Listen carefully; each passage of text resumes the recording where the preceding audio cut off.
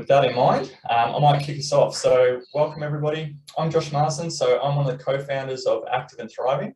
Active and Thriving is a digital behaviour change program that's delivered in the workplace setting, where we help our client organisations enable their wellbeing strategy, and everybody that comes into the platform identify what health and wellbeing is to them and set them on a path to achieving that. That's really important because ultimately today's session is about making healthy habits stick. Follows the same model of behaviour change, the science model of lasting change, from our strategic advisor, Dr. Sean Young, the director of UCLA's Centre for Behaviour Change and Prediction Technology. So in rounding out, I'm an exercise physiologist. I've been working in that corporate health and wellbeing space for 12 years. And with me is Louis, who I'll let introduce himself. Hi everyone, morning. My name is Louis. I'm a physio by background for the last 12 years. So really happy to jump in on this topic. It's one of our favourites to talk about in terms of habit formation and how we can really dig in and follow the science around creating healthy habits. Thanks for that, Louis. All right, well, let's get stuck in. So as Louis mentioned, this session's all about helping people create healthy habits. So today's session, we're really going to unpack the science of behaviour change from our colleagues over at UCLA. And we're going to start with the different types of habits. When you understand the type of habit you're dealing with, it's a lot easier to implement change. And then we'll look at the model itself, which is a science model. And it has 7 different forces that, when applied to habits, can help you successfully change them. That might be either start doing them or stop doing them. And then by the end of it, we want you to all pull it all together. So I encourage you as we go along to either get a clean piece of paper out in front of you or open up a blank Word document so that you can take notes along the way, with the objective that by the end of this session, hopefully you have a bit of a roadmap of how to change a habit that's been on your mind for a little while. So before we get into the model itself, just take a moment to read this quote here.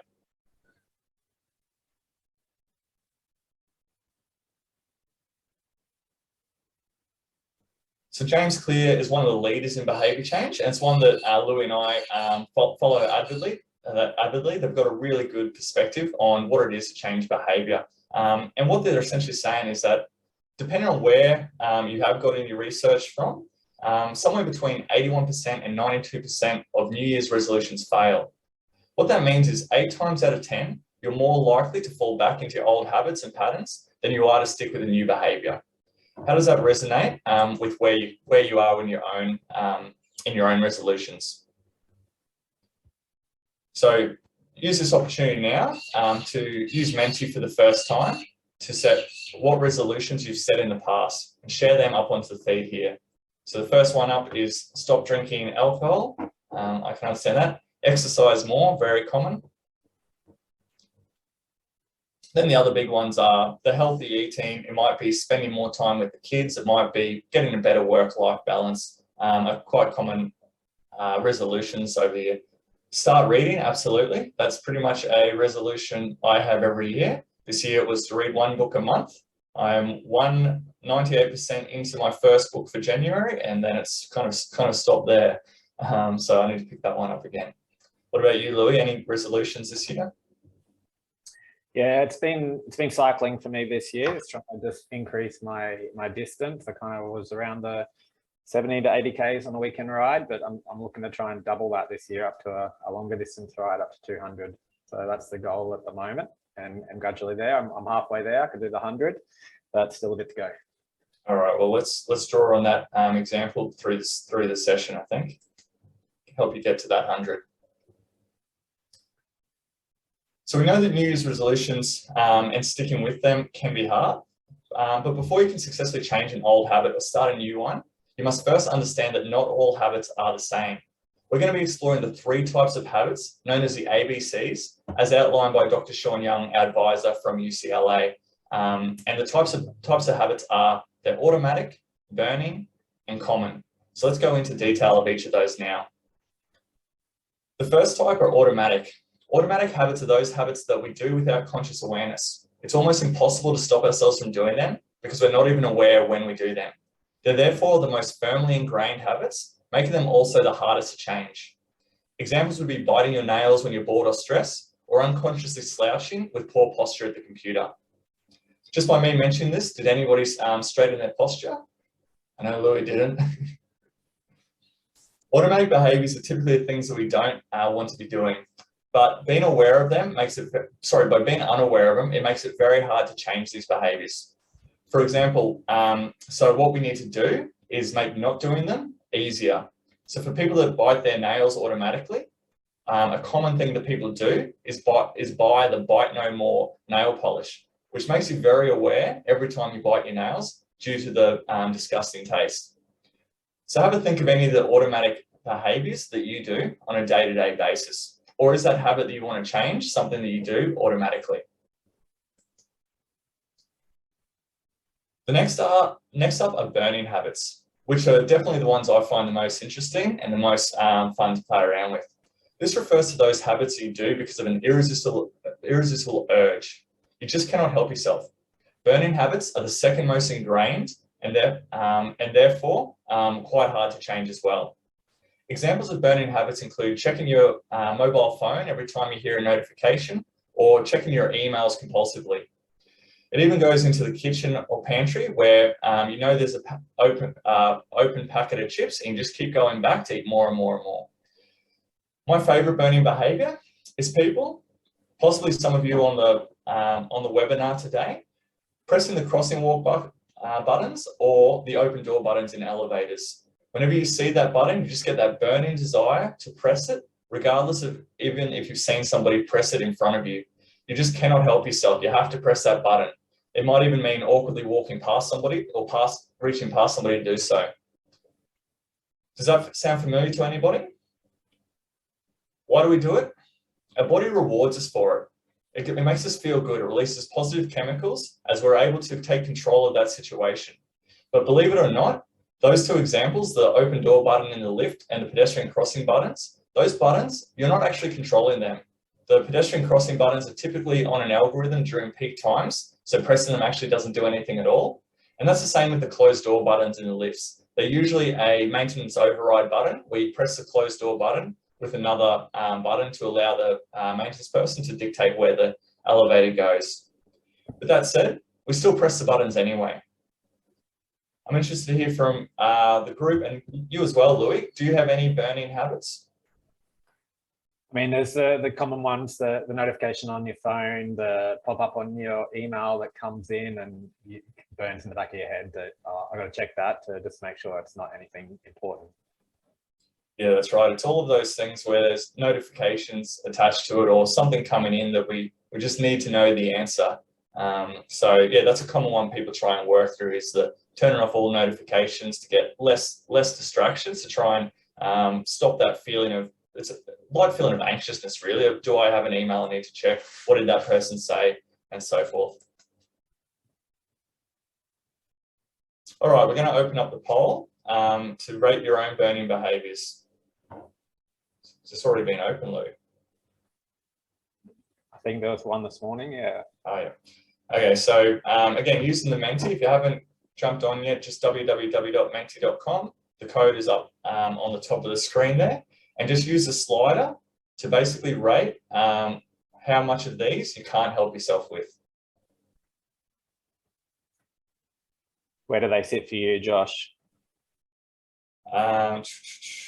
So, I mean, yeah, new notifications on a phone I'm pretty bad with, but I don't actually have any notifications on my phone anymore for that reason. And funnily enough, I still go in and I check the email, check the messages and things like that. The other one that always got me when I worked in corporate was the birthday cake at the office, or whatever the morning tea was, where it would then go put into the meal room. I'd be pretty controlled, and most people would be pretty controlled in the morning tea. Nobody would overeat. But then as you walk past that that breakout room throughout the day, every time you go in, you might take another cracker and dip, take another piece of cake, whatever it might be. That's hard to resist. What about you, Louis? I reckon we're looking at the morning coffee. Yeah, morning coffee is definitely a non-negotiable. It's not even something I'd think about ignoring unless I was in a desert. The rest kind of trickle down from there, I think, similar to what the rest of the audience has said. Yeah, I think it's pretty consistent across the population. These are the big ones that get us. Interesting to see how high the birthday cake at the office came up. I think we've all got the same weakness for a sweet tooth or a savoury.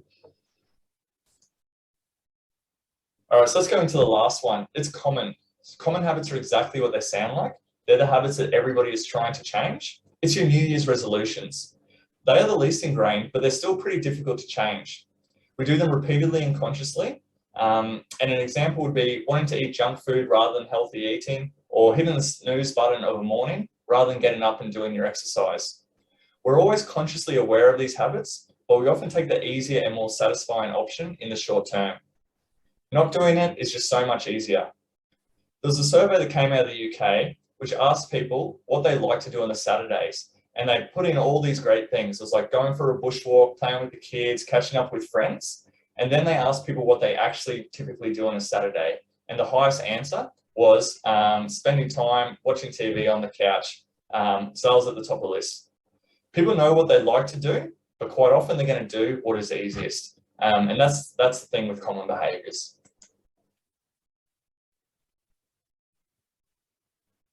So we've gone through the 3 types of habits. Now I want you all to take a moment to think about one habit that you want to change. With that piece of paper or that Word document in front of you, write it down. It could be related to diet, exercise, mental well-being, social connection, reading books somebody put in earlier, whatever it is, write it down. And if you want to, share it in the chat as well. That habit is going to be what we're going to think about, or you're going to refer back to when we work through the 7 forces of lasting change. So these are the 7 different strategies that, when applied to a habit, can help you successfully either start doing it or stop doing it. So let's start working through them now. And Louis is going to use cycling as his example, right? Well, thanks.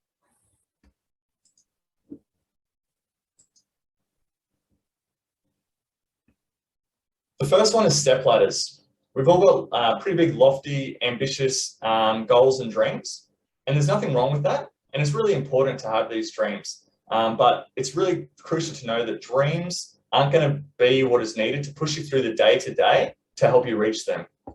It's all about setting a clear path in place and taking that very first step. If we think back about those common goals, people are really great about setting their New Year's resolutions. They're great at thinking big, those big, hairy, audacious goals of running a marathon, dropping 10 kilos, writing a novel by the end of the year. What we're less proficient at is actually setting the roadmap in place to successfully achieve that. A good way to think about it is if you've ever been rock climbing, either indoor or outdoor. When you're standing at the bottom of that rock climbing wall, looking up to the top, it seems impossible, it seems daunting.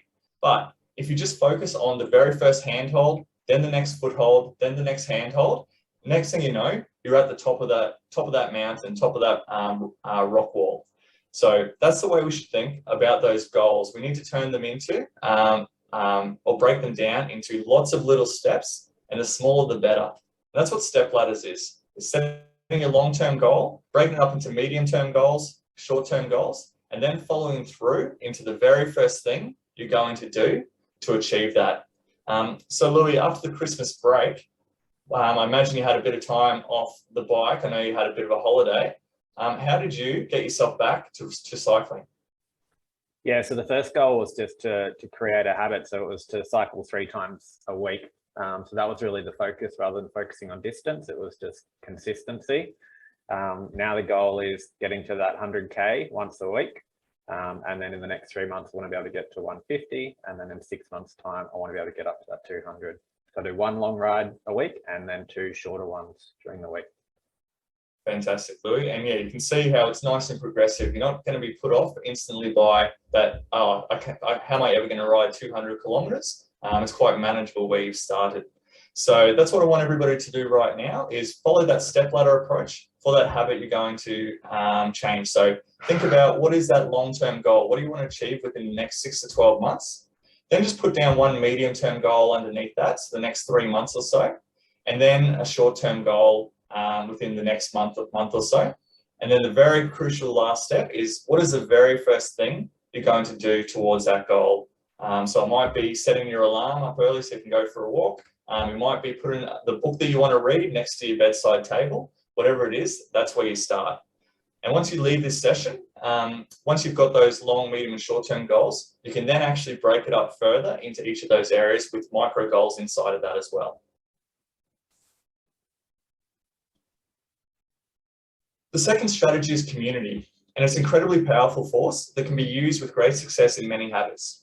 It is the people that you spend time with that have the greatest impact on your habits, either good or bad. You've probably experienced this in your own life. It's very easy to eat healthily if you pack your own lunch every day. It's a little bit harder if at lunchtime you need to buy your lunch and somebody's saying, hey, we're going to order in from the local pizza joint. So it's the people that are around us that influence us. So why not surround yourself by a community of like-minded people heading towards the same goal? There's a great study in the US called the HOPE study. It's for people with HIV. And it found that people that are part of an online community are 3 times more likely to change their behaviors than those individuals that tried to change on their own. Community has a great power in influencing us to change our behavior. So have a think now about what type of community you could be part of to help influence your behavior change. It could be face-to-face or it could be virtual. And if you really want to supersize it, you could actually start that community. Now, Louis, you might be a little bit too young to be part of the middle-aged men in Lycra, the mammals, but what community have you joined? Not far off it. So I think this is probably the most powerful factor for me, definitely on the bike. So it's probably at 2 levels. One's been an individual level with a friend, so where you get on an indoor cycle once a week and jump on the phone and talk to each other while we do that. And then the second level has been joining a cycling club. So ride with them twice a week, once on the weekend and once during the week. And that's been a really good step up, both from an educational point of view, but just also like a social engagement. We go out for a coffee or breakfast after the ride. So it's quite enjoyable from that perspective.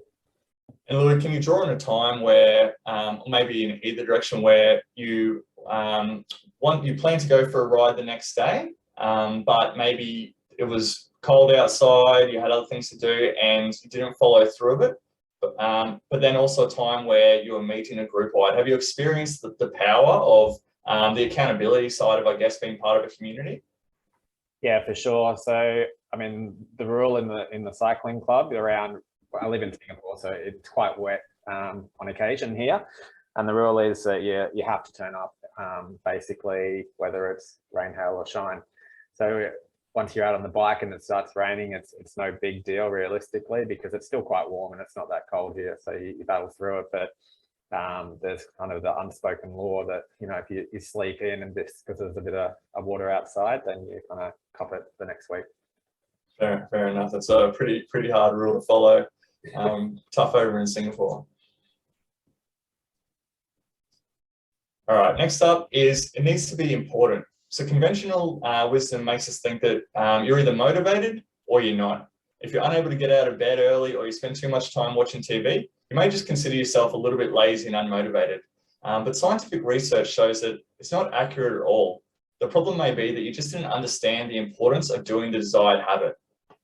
You're going to be far more likely to succeed to change these habits if you're motivated and understand that the new desired habits are important. So take a moment now to prioritize this poll here of what's important to you. While that's going on, I'll give you an example. When I used to work as an exercise physiologist, it was pretty commonplace that people would come into the wellness centre, males would come into the wellness centre around 40 or 50 years of age, and we'd go through the onboarding process and ask them why they're here and how long they've exercised. And they might not have exercised for 20 plus years. And the question is, okay, what's your motivation for exercising now? And it's actually that they've had a friend that's their age, similar sort of lifestyle, that's just had a pretty significant health scare, and they realize that they need to prioritize their own health. So all of a sudden, it's become important. The other one is when people become when they become parents and they have a family. That's also a strong motivator where people realize that there is something bigger than them that they want to be part of. So they need to maintain a healthy lifestyle. What about you, Louis? I think it's important to say that there's no right or wrong answer here. It's really about understanding what's important to you, and particularly at that time, knowing that these things will likely change over your life in terms of where they sit. And there might be other things that we haven't listed here that could come in and be important. It's really about tapping into what's important to you to help align that habit that you want to build. So Yeah, for that's me, right. really around family and health and career. So looking at those three is kind of tapping into the habits that I want to do consistently to help build that. Thanks, Louis. And yeah, really good point. Research has shown that everybody's importance, it is a sliding scale. It does change through different life events. But the most common ones that people find important are money, very low on today. So great to see everybody's got a good balance at the moment. But that's the shortest lived. That only motivates people for a short period of time. And then the other really strong ones, which came up the top there, are health, and then that's social connections. So family, friends, and so forth. So the main thing is identify why it is important to you. Because it's important to somebody else isn't going to be a big enough reason to drive you to that change. The next one is, it must be easy. People want things to be easy, enjoy easy things, and will keep doing easy things. So think about that example before where the UK survey asked people what they like to be doing. They like to do everything, leave the house, exercising, going hiking, visiting friends, going on holidays. But what do people do? They stay at home on the couch, watching Netflix or watching sport, because it's the easiest thing to do. So whatever your habit is, the goal is to make it as easy as possible for you to achieve that. If it's something you want to stop doing, you need to make that habit harder. So a really common burning behavior for people, and a dangerous one at that, is that mobile phone usage while driving. It's very easy to check your mobile phone while driving if you keep your mobile phone in your center console on your way home from work. It's a lot harder to use your mobile phone while driving if when you finish work, you put your mobile phone into your bag, you put your bag into the backseat of the car, and then you drive home. You need to remove the elements that make that easy. So likewise, if we think about exercising, it's very hard to exercise. If you do a long day at work, you go home, then you need to get changed into gym gear and drive 20 minutes in the opposite direction to your local gym and then come home. It's a lot easier to exercise. If you leave work, you have your gym bag already with you. The gym's on the way home and you don't ever need to leave the house again. So how can you make your behavior as easy as possible?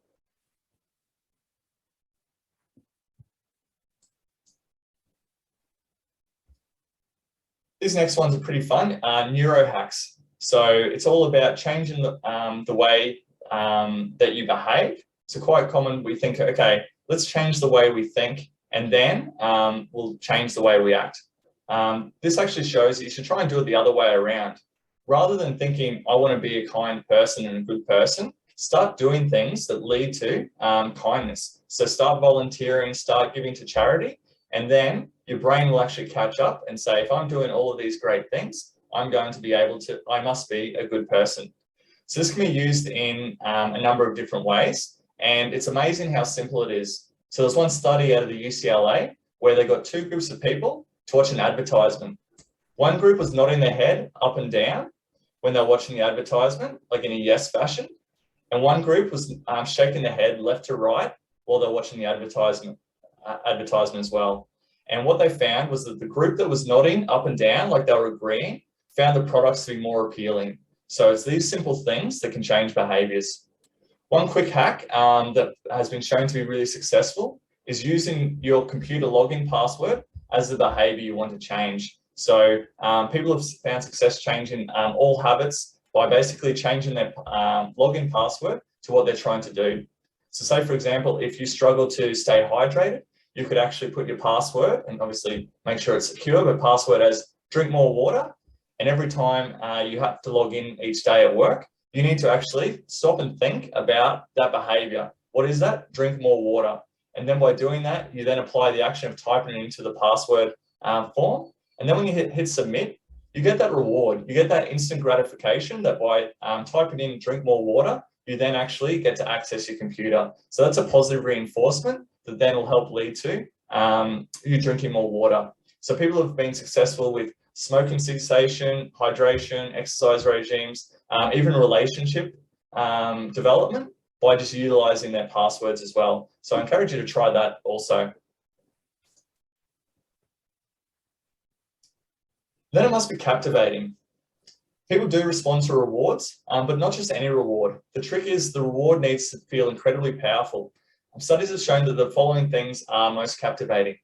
Financial rewards, so we mentioned them before, but they are short-lived. Think about your last pay rise. You're very excited when you got it, but then once that's your common salary week on week, it becomes the norm. Next up are social rewards, such as being part of a community like Louis listed with his cycling club, or competing successfully against others. People are really motivated by challenging themselves against others in their particular behaviours. And then good health as well, good health of ourselves or good health of others. So again, think about what rewards you can tie to your desired behaviour and when to tie them in. So if your goal is to run a marathon, for example, or in Louis' example, ride 200 kilometres, the reward might be once you reach your 100 kilometre milestone, you might be able to get a new bit of bike gear to help you get to that 200K. And then once you get to the 200K, you might be able to get another piece of equipment that you like. As we know, the cycling fraternity love their gadgets, so there's always something new to get. So again, think about what's going to be your motivator. And then last one is ingrained. This is what brings it all together. Our brains are amazingly efficient and we try and make things easy. Your morning routine or driving to work takes very little thought and effort because your brain recognizes the pattern and easily places you on autopilot. Who here in the session can't actually remember getting out of bed and getting ready for work this morning, or the intricacies of driving to work? Because our bodies basically, our mind, I should say, has streamlined that process for us. So a good way to think about it is like this.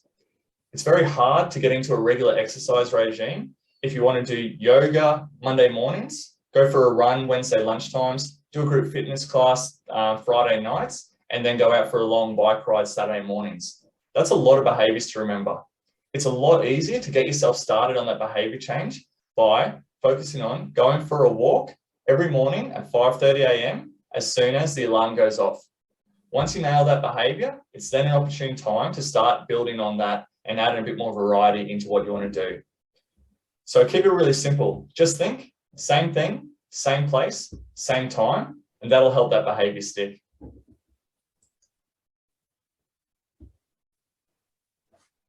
All right, now that we've gone through the crash course of the 7 different strategies to help people stick with their behaviors, we're now just going to pull it together with where you're going to see the quickest wins. So thinking back to the habits that we went through, we've got your automatic habits, the ones you do without thinking. The best way to successfully change that is to make sure that they're either easy to do, or most likely with automatic habits are things you want to stop doing. So you want to make it harder for you to do them, and then ingrained into your daily routine. For your burning behaviors, so again, those habits you do consciously, but you just cannot resist the urge. Again, it's all about making the desired habit easy to do, undesired habit hard, and then again, making it part of your routine. So if we think back at that mobile phone example, it's about making sure that you always keep that mobile phone out of sight when you're driving or in other scenarios where you don't want to be accessing it. And then the last one are your common behaviors, your New Year's resolutions. They're the ones that you're fully aware of, but they're just hard to change. So for that one, get yourself as part of a community. If you're like me, you want to read 12 books this year, join a book club. If you're like Louis and you want to ride 200 kilometers in one stint, join yourself a cycling club. The idea is to find a group of like-minded people that can help drive you along rather than trying to do it on your own. Anything to add, Louis, I guess, for your own example? I guess just most of us typically set common behaviors as our New Year's goal. It's to exercise more, it's to read more. What other of the 7 different things should we think about besides community, Josh? So a really big one is the steps as well. So the goal setting. And have them written down, and keep them in a visible place. Because again, we do get caught up in that big, hairy, audacious goal. And if that's all we focus on, then it feels like we're failing a lot. Versus having that goal there, but then the thing that you're looking at every day is that daily activity, and you're basically ticking that off in a daisy chain format. That's a really strong driver as well. And find your important, why it is important. Exercising because your doctor told you to sometimes isn't enough. Exercising because you want to be able to play with your kids and watch them grow up and play with their grandkids, can be a stronger motivator than your own health itself. So really spend some time reflecting on what is important to you, and then start tying those behaviors to each other, so that you are going to give yourself the best chance of success. And then make sure that you communicate those goals with your loved ones around you as well, because you want them on your side as supporters as well. Perfect. Now we've all got a plan to go out and achieve our new healthy habit. All right. Well, thank you everybody for joining in. Please take some time after this session to continue working on what that habit is and which of the forces you can apply. And look forward to seeing you in the next session. Thanks, everyone. Thanks, Josh. See you next time.